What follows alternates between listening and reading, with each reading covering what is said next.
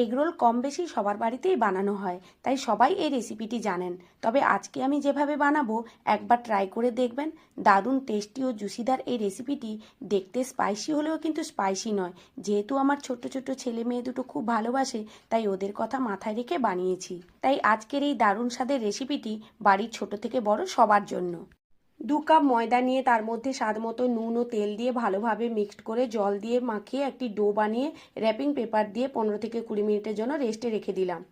এদিকে কুচি কুচি করে রাখা চিকেনের মধ্যে স্বাদ মতো নুন, গোলমরিচ গুঁড়ো, সয়া সস, ভিনিগার, কালারের জন্য সামান্য হলুদ গুঁড়ো, লঙ্কা গুঁড়ো, রসুন বাটা, আদা বাটা দিয়ে ভালো করে মিক্সড করে 15 থেকে 20 মিনিট রেস্টে রেখে দেবো। কড়াইতে 1 চামচ সাদা তেল দিয়ে ওর মধ্যে 1/2 চামচ রসুন কুচি, আদা কুচি, চিলি ফ্লেক্স, টমেটো সস দিয়ে একটু নেড়ে নিয়ে 1 চামচ চিলি সস, 1 চামচ রেড চিলি সস, 1/2 চামচ সয়া সস, 1/2 চামচ ভিনিগার, গোলমরিচ গুঁড়ো দিয়ে একটু নেড়ে নিয়ে সসটিকে পাতলা করার জন্য সামান্য জল দিয়ে স্বাদ মতো নুন ও চিনি